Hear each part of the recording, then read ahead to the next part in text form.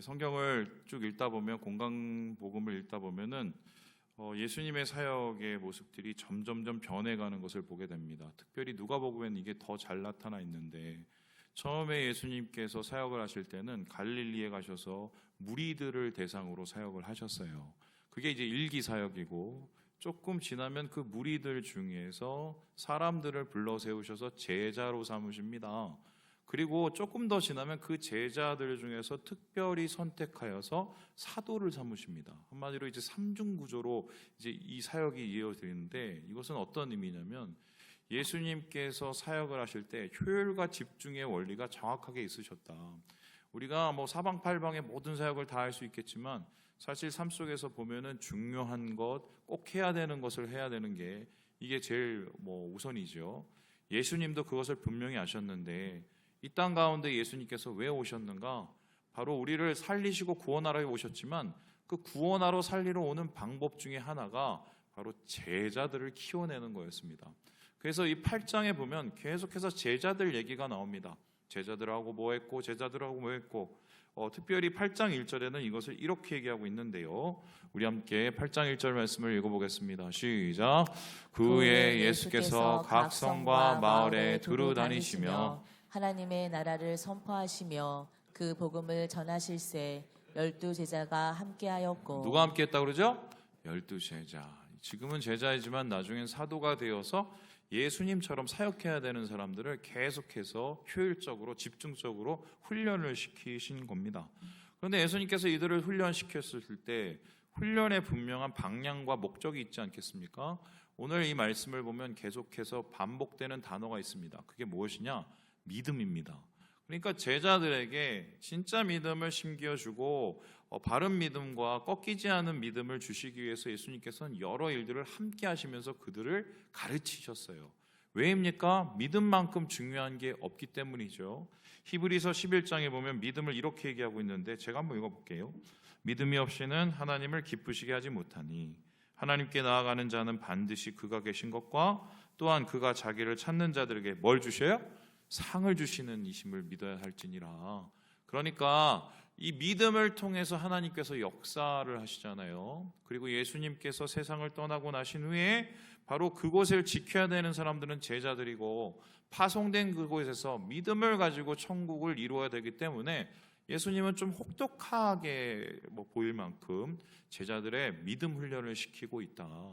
그래서 오늘 여러 가지의 반복된 이 사건들을 통해서 점점 더 그들을 다스리면서 믿음 훈련을 시키고 있는데요. 오늘 이 3-4가지의 에피소드를 통해서 우리는 예수님께서 훈련시키고자 했던 그 믿음이 도대체 무엇일까를 살펴보려고 합니다. 그렇다면은 이 제자들을 가르치시고 훈련시키신 이 믿음을 통해서 오늘날 예수 믿는 사람에게 요구하시는 진짜 참신앙의 모습이 무엇인지를 우리가 한번 살펴보려고 합니다. 그렇다면 말씀 속에서 우리 예수님께서 제자들에게 가르치시고자 하는 그 믿음은 어떤 것이었을까요? 우리 함께 첫 번째 것 같이 한번 읽어보도록 하겠습니다. 시작. 믿음은 복음의 반응이다. 뭐라고요? 복음의 반응. 여러분, 복음은 기쁜 소식입니다. 예수님의 구원을 뜻합니다. 근데 그 예수님의 구원을 복음을 어떻게 표현하고 있냐면요. 16절에 이렇게 얘기하고 있습니다. 우리 같이 한번 읽어보도록 하지요. 시작. 누구든지 등불을 켜서 그릇으로 덮거나 평상 아래에 두지 아니하고 등경 위에 두나니 이는 들어가는 자들로 그 빛을 보게 하려 함이라.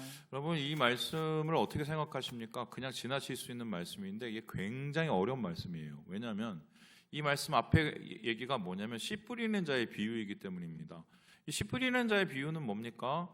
예수님께서 막 들판에다가 이 씨를 뿌리는데 길가도 뿌리고 가시밭길도 뿌리고 다 뿌리는데 결국 씨앗이 나고 열매를 맺는 건 어떤 밭이었습니까? 좋은 밭이었어요. 그런데 그 비유를 했었을 때 사람들이 뭔 말인지 다 못 알아들었습니다. 그래서 제자들이 와서 물어봤어요. 예수님, 이게 뭔 말입니까? 그랬더니 예수님께서는 바로 밭이라는 것은 마음이고 씨앗이라는 것은 천국의 복음이라고 설명해 주셨습니다. 그렇다면 예수님께서는 이 비유를 통해서 천국을 얘기하시지만 그걸 듣는 사람은 듣고 듣지 못하는 사람은 못 듣게 만드는 겁니다. 그렇다면 복음을 보편적으로 얘기하는 게 아니라 예수님께서는 굉장히 지금 골라서 부분적으로 얘기를 하고 있어요. 그러더니 갑자기 복음을 가리켜서 16절에 보시다시피 등불이라고 얘기합니다. 여러분 등불을 보세요. 등불을 위에 켜면은 안 비치는 데가 있나요? 다 비칩니다. 왜냐하면 그 등불을 통해서 모든 빛이 퍼져나가면서 그 방을 밝히기 때문입니다. 그러면 앞에는 예수님께서 복음을 감추시다가 이 지금 다른 얘기를 하면서 복음이 다 비친다고 얘기했습니다. 그러면 제가 한번 질문을 해보겠습니다. 복음은 보편적인 걸까요? 아니면 복음은 굉장히 어쩌면 조건적인 걸까요? 아까 쉽게 설명하라면은 이 복음이 모든 사람에게 허용을 하는 겁니까? 아니면 복음이 일부 사람들을 위한 것입니까? 여러분 여기에 대해서 어떻게 생각을 하십니까? 여기에 대해서는 상당히 여러 가지 신학적인 논쟁이 굉장히 많아요. 그런데 예수님께서는 16절에 이렇게 얘기하고는 갑자기 또 이렇게 말씀을 하십니다. 우리 함께 18절의 말씀을 같이 한번 읽어보겠습니다. 시작. 그러므로 너희가 어떻게 들을까 스스로 삼가라. 누구든지 있는 자는 받겠고 없는 자는 그 있는 줄로 아는 것까지도 빼앗기리라 하시니라. 이상하죠? 복음을 앞에서 빛이라고 얘기해서 사방팔방을 비친다고 얘기해놓고는 어떤 사람은 있는 것도 빼앗긴다, 어떤 사람은 더 받는다라고 했습니다. 이거 어떻게 해석을 해야 되느냐? 아주 쉽게 설명을 해보겠습니다. 여러분 여기 컵이 하나가 있습니다. 이 컵에 지금 뭐 아무것도 없다고 상관없이 여기 물이 있는데 굉장히 맛있어요. 근데 막 지금 막 비가 내립니다. 막 한없이 비가 내려요. 그러면은 이 컵을 이렇게 갖고 있으면 이 안에 뭐가 고입니까? 비가 고이죠. 빗물이 차서 고입니다. 이건 너무 당연한 겁니다. 그런데 여기 안에 빗물이 고이지 않게 만드는 방법이 있습니다. 어떻게 해요? 이 위에다 뭘 덮습니까? 뚜껑을 덮으면 돼요. 뚜껑을 이렇게 덮어놓으면 이게 뭐 방수가 되는 거니까 백날 첫날 비 오는데 갖다 놔도 사방팔방에 다 비가 와도 이 안에 물이 들어갑니까? 안 들어갑니까? 절대로 안 들어갑니다. 복음이 이와 똑같은 거예요. 복음은 보편적인 거지만 일반적이지가 않습니다. 무슨 소리냐? 예수님께서 이 세상의 모든 사람들을 위해서 왔지만 그 예수님의 오신 그 은혜를 받을 수 있는 사람은 제한됩니다. 왜 제한이 됩니까? 그 사람이 받을 준비가 되어 있어야 됩니다. 그러면 그 복음을 받고 반응할 수 있는 그 준비가 되어 있습니다. 그것을 가지고 성경에서 뭐라고 얘기하죠? 믿음이라고 얘기합니다. 그래서 믿음이 있는 자는 복음이 복음됩니다. 하지만 믿음이 없는 자는 복음이 아무것도 아니게 되는 것이죠. 그래서 예수님께서는 오늘 이 믿음을 강조하시길 복음이 중요하지만 복음보다 더 중요한 것, 복음이 능력이 되기 위해서는 우리의 뭐가 필요해요? 믿음이 필요하다고 얘기를 합니다. 우리가 똑같은 설교를 듣고 똑같은 환경 속에서 똑같은 이 말씀을 보더라도 그것이 어떤 사람에게는 능력이 되고 어떤 사람에게는 아무것도 아니게 됩니다. 이건 이유가 당연해요. 왜 그렇습니까? 그의 마음에 믿음이 있느냐 없느냐에 대한 문제인데 오늘 예수님께서는 제자들을 가리켜서 말하기를 너희 마음에 믿을 준비가 되어 있느냐, 이 복음에 반응할 준비가 되어 있느냐고 질문하고 계십니다. 이렇게 얘기를 한다면 굉장히 좀 복잡해져요. 오늘날에는 복음이 너무 보편적이 되었기 때문입니다. 왜요? 사방팔방의 복음이에요. 구원이 정말 말 그대로 10원도 안 되는 구원이 돼버렸습니다. 그래서 여기에 대해서 이 토저 목사님이 이렇게 얘기를 하는데요. 우리 함께 토저 목사님 책을 같이 한번 읽어볼까요? 시작. 기독교는 먹기 좋게 한 입에 쏙 들어가는 말랑말랑한 종교가 아니다. 그것은 질긴 고기이다. 하나님께서 지금 우리에게 모든 것을 내려놓으라고 요구하실 정도로 질긴 것이다. 그리스도를 믿는 신자는 주님이 제시하시는 어떤 조건이라도 따르겠다는 의지가 있는 사람이다. 하지만 지금 교회들은 두 마음을 품은 자들의 마음을 최대한 편하게 해주려고 애쓰고 있다. 저는 이제 말씀을 준비하다가 뭔가 좀 복잡해지고 선명해지지 않으면 항상 토저 목사님 책을 봅니다. 제가 토저 목사님 책을 다 가지고 있어요. 왜냐하면 이분만큼 이렇게 말씀과 복음을 선명하게 얘기하시는 분은 없어요.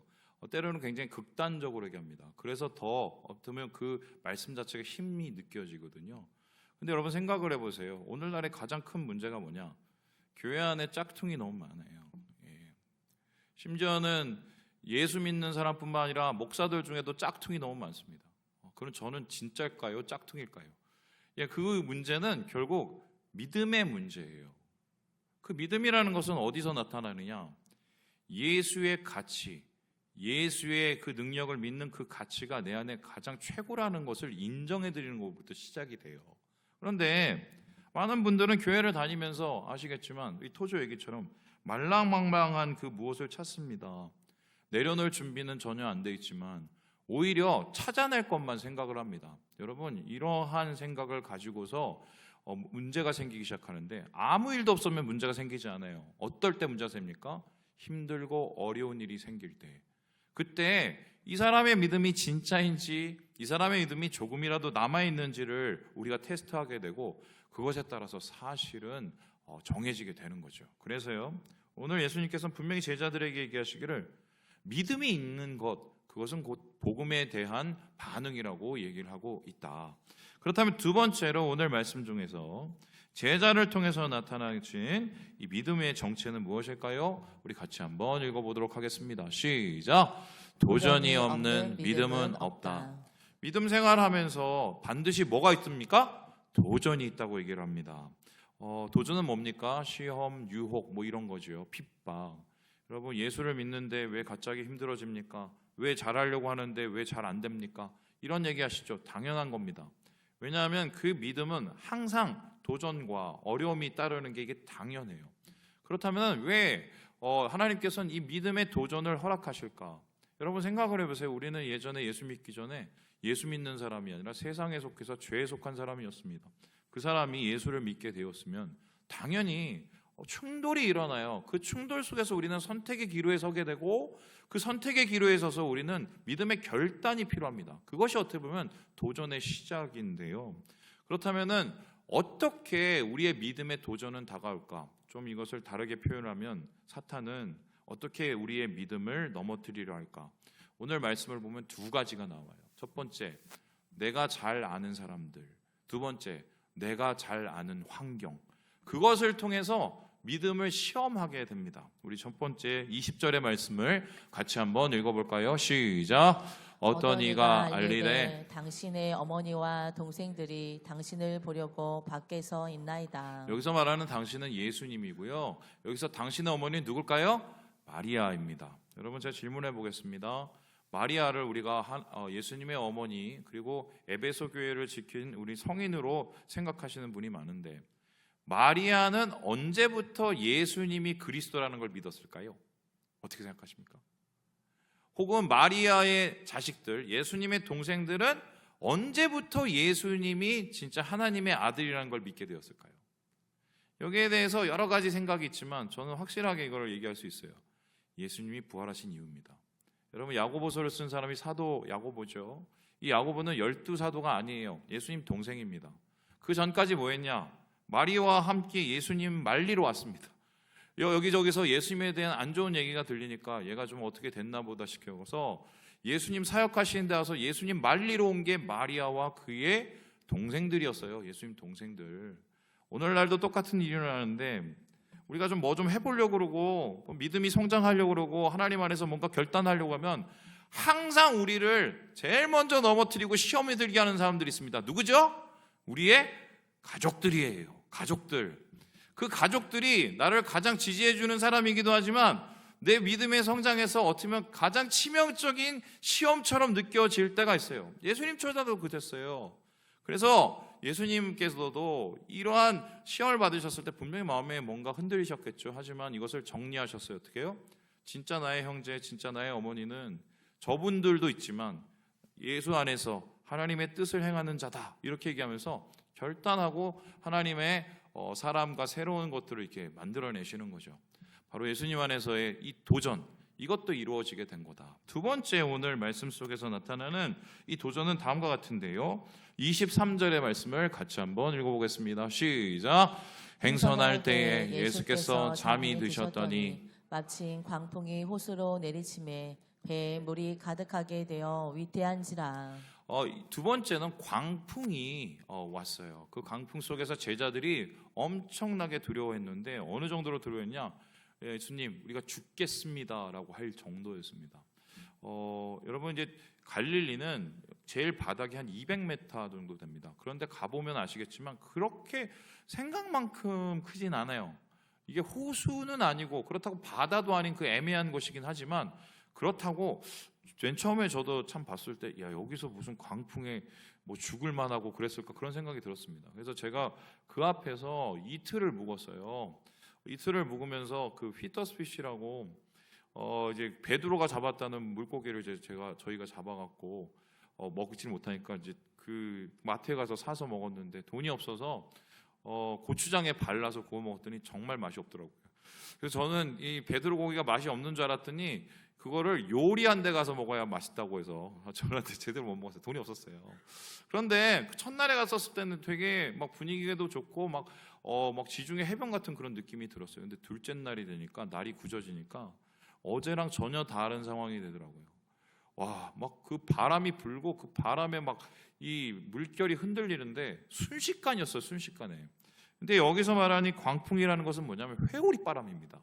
그러니까 지금 제자들이 예수님과 함께 그 짧게 배를 타고 가다가 회오리 바람을 만난 거예요. 아니 어부들인데 그 회오리 바람 못 이겨내나 싶지만 중요한 건 이 사람들은 어부기 때문에 더 힘든 겁니다. 왜요? 이 바다를 너무 잘 아는 거예요. 잘 아는 사람들이 우리의 믿음을 도전하는 듯이 잘 아는 환경과 내가 너무 잘 아는 그 무엇이 항상 우리를 괴롭힙니다. 그것 때문에 우리가 너무 잘 알기 때문에 그 다음의 일을 너무 잘 압니다. 그래서 걱정이 앞섭니다. 두려움이 앞서요. 그래서 우리의 모든 상상을 두려움으로 다 몰아넣습니다. 그래서 그것에 사로잡히게 만들고 믿음이 흔들리게 만드는 것이 바로 이러한 도전인데요. 결국 이 제자들 결국 어떻게 됐을까요? 우리는 이 끝을 알죠? 이 풍랑 앞에서 믿음을 지켰어요? 못 지켰어요? 못 지켰어요, 사실은. 예수님을 막 승질내서 화를 냅니다. 예수님 일어나세요. 다 죽게 되는데 뭐 하세요? 화를 내요, 화를. 그래서 제자들은 사실 흔들렸고 이 도전 속에서 넘어지게 되었다는 것입니다. 중요한 것은 그런데 이 다음인데요. 우리 함께 세 번째 믿음에 대한 이야기를 읽어보도록 하겠습니다. 시작. 주님이 믿음을 도우신다. 믿음은 복음에 대한 반응이고 제자들의 믿음을 키우기 위해서 주님께서는 도전을 허락하셨지만 제자들은 쓰러졌습니다. 그러면 그 쓰러진 것이 그 끝이냐? 오늘 말씀의 끝은 그렇게 끝나지 않고 있는데요. 우리 함께 25절의 말씀을 같이 한번 읽어보도록 하겠습니다. 시작. 제자들에게 이르시되 너희 믿음이 어디 있느냐 하시니 그들이 두려워하고 놀랍게 여겨 서로 말하되 그가 누구이기에 바람과 물을 명함에 순종하는가 하더라. 예, 여러분 제자들이 죽었습니까? 빠졌어요? 아니면은 막 폭풍에 완전히 모든 것이 혼미백산돼서 다 사라졌습니까? 아무 일도 일어나지 않았어요. 물론 그들 가운데 두려움도 있었고 어려움도 있었지만 그 가운데 예수님께서 능력을 발휘하셔서 바다를 꾸짖으시는 그리고 그것을 잔잔하게 하시는 하나님의 영광을 보게 된 것이죠. 자, 그렇다면은 오늘 말씀 속에서 뭡니까? 주님이 믿음을 요구하셨는데 도전 속에서 제자들은 무너졌습니다. 하지만 결국 그 믿음의 모습을 주님께서는 지켜주셨어요. 그렇다면 이런 얘기가 되는데 믿음으로 우리가 구원을 받고 믿음으로 복음에 반응을 하지만 그 믿음을 도우시는 분은 결국 누구십니까? 우리의 예수님이라는 거예요. 그래서 믿음을 가리켜서 우리가 이신칭이라고 하지만 믿음 자체가 은혜라고도 합니다. 그래서 이 믿음을 주시는 것도 믿음을 도와주시는 것도 우리 주님이시라는 것을 오늘 말씀 속에서 깨닫게 되는 거죠. 내가 잘해서 내가 믿는 것 같지만 주님께서 시시때때로 가장 어려운 순간에 우리와 함께 해주셔서 그것 속에서 우리를 지켜주시고 우리의 믿음이 더 향상되도록 성장되도록 함께 해주신다는 것입니다. 자, 그렇다면 질문을 해보겠습니다. 그러면은 어차피 예수님이 다 해주시고 예수님이 어차피 다 믿음도 성장시켜 주시고 다 하는 건데 그럼 우리가 할 게 없네요? 이렇게 얘기할 수 있어요. 그런데 해야 되는 게 한 가지가 있습니다. 그게 뭔지 아세요? 그림 한번 보여주시죠. 여러분 여기서 뭐가 보이십니까? 풍랑이 보이죠. 또 제자들이 막 혼비백산하는 거 있습니다. 저는 예수님도 또 보입니다. 그런데 저는 여기서 제자들의 믿음이 보입니다. 믿음이 보이세요? 저는 믿음이 보여요. 믿음이란 뭐냐? 예수님과 함께 배에 타 있는 겁니다. 내가 좀 부족하고 모자라고 두렵고 떨리고 넘어질 수도 있고 쓰러질 수도 있어요. 그런데 예수님과 한 이 함께 탄 이 배에서 내리지 않는 게 제자들이 예수님께 보였던 믿음이에요. 연약하고 부족하고 넘어지지만 때로 그 도전 앞에서 내가 좀 한없이 참 연약해지지만 그래도 예수님과 함께한 이 배에서 이 믿음의 여정에서 떠나지 않으려는 마지막까지 그곳을 지키려는 여러분 이게 결론적으로 주님의 마음을 움직인 거 아니겠습니까? 요즘에 저희 교회에 우리 교회에 좀 아프신 분들이 꽤 있어요. 그리고 이번에 이제 신방을 제가 시작을 해보니까 각 가정마다 또 아프신 분들이 꽤 있어요.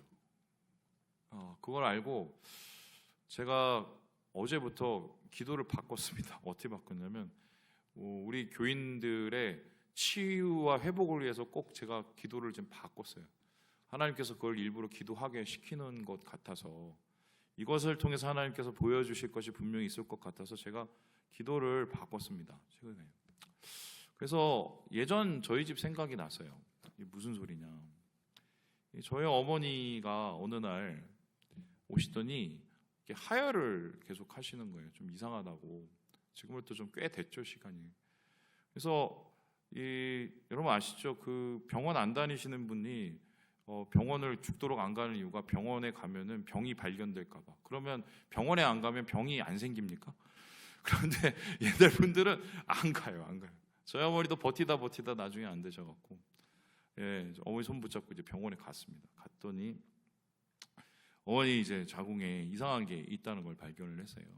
이제 그것을 가지고 이제 조직 검사를 해봤더니 설마 했는데 이게 암인 거예요. 그럼 그 다음에 우리가 생각을 할 때 어떻게 하냐면 그래도 뭐 이렇게 옆에 번졌겠어 이렇게 했는데 어머니가 나중에 이 뭐 패트니 뭐 이런 걸 찍어 보니까 이게 뭐 암이 꽤 많이 번져 계신 겁니다. 그래서 이제 그때부터 저희가 아주 심각해지기 시작해서 저희 집에 이제 그런 일이 생길 거라는 걸 상상도 못했거든요. 저 어머니도 말씀은 안 하셨는데 좀 되게 흔들리셨어요, 마음이. 그래서 이제 저희 형님이 그래도 의사니까 자기 연결된 의사를 찾고 해갖고 아는 병원으로 저희 어머니를 이렇게 수술 날짜를 이렇게 잡았습니다. 수술 날짜를 잡고 이제 수술을 하는데 그때까지 우리가 계속 기도를 했어요. 저도 그렇게 기도를 했는데 하나님 저희 어머니가 그때 딱 가서 수술을 안 할 수 있도록 도와달라고. 그래서 말짱이 씻은 듯이 날 수 있도록 해달라고 그렇게 기도를 했습니다. 그리고 나서 이제 수술대에 올라가는데 다시 한번 사진을 찍었어요. 어떻게 됐을까요? 그대로 있었습니다. 그대로.